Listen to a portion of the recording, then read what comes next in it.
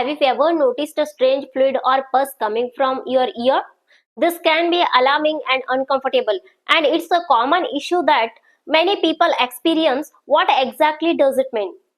Is it just earwax or a sign of something more serious like an infection or a perforated eardrum? Welcome back to our Fire Nursing Tutorial YouTube channel, and then in this today's class we are diving deep into the topic of ear discharge, also known as otorrhea. Understanding the different types of discharge, whether it's watery, thick and yellow or even bloody, is crucial for knowing when you can manage it at home and when you need to see a doctor. By the end of this video, you will learn about the common causes, potential treatments and essential prevention tips. So let's get started and clear up the confusion about ear discharge.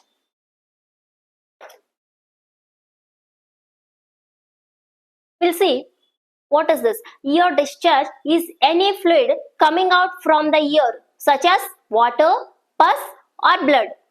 It may be thin, thick, smelly or clear depending on the cause. Here are the types of ear discharge. Watery discharge, usually infection or due to allergy. And the next one is a pus discharge. This indicates bacterial infection. And then third one is blood stained discharge, that is injury or due to severe infection. These are the types of ear discharge. Next we'll see the very important part of this class is causes of ear discharge. Here first one is a ear infection, that is otitis media or otitis externa. That is most common cause, ear infection, most common cause. And then second one is hole in eardrum, that is perforated eardrum. In the picture you can see perforated eardrum.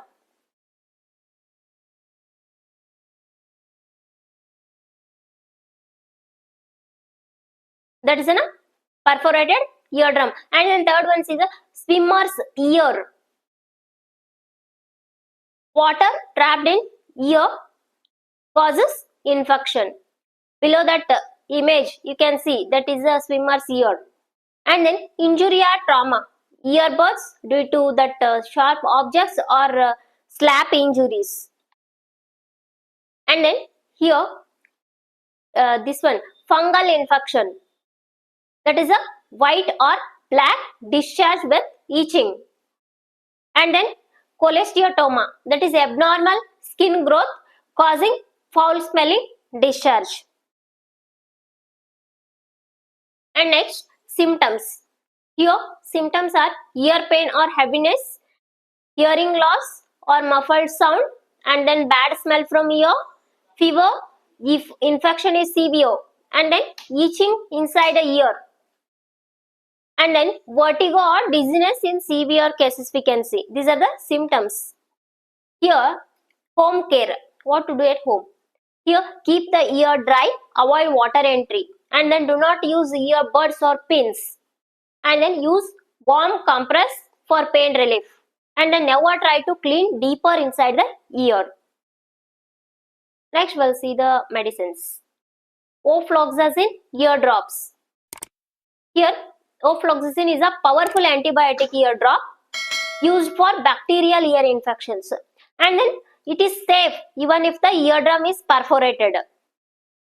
And then it works by killing bacteria that cause pus, pain and foul smell. And then it reduces ear discharge within 2 to 3 days. Recommended dose is 3 to 4 drops, that is 2 to 3 times daily. Next one is a combination. This one is ciprofloxacin and then dexamethasone ear drops. This combination has antibiotic plus steroid. Ciprofloxacin kills bacteria and dexamethasone reduces swelling and pain. And then best for severe infection with redness and swelling. And then recommended dose is 3 drops 2 times daily. Next, gentamicin ear drops. Here, gentamicin is a strong antibiotic but not safe in perforated eardrum. If that hole is present on the eardrum, means you should not use this one. And and then it may cause hearing damage if misused. Next, oral antibiotics. Used when infection is severe or spreading. And then amoxiclav. It is a broad spectrum antibiotic for severe ear infections and then works well when fever or swelling is present. Cefixime. Here used when bacterial infection is moderate to severe and then safe for children also it is cefixime. And then comes to the next one, that is azithromycin. Here useful in patients allergic to penicillin. Works well in chronic ear infection. I hope you all are very clear with the topic. Your discharge. Please like, share and subscribe to our YouTube channel for more informative content. Thank you for watching.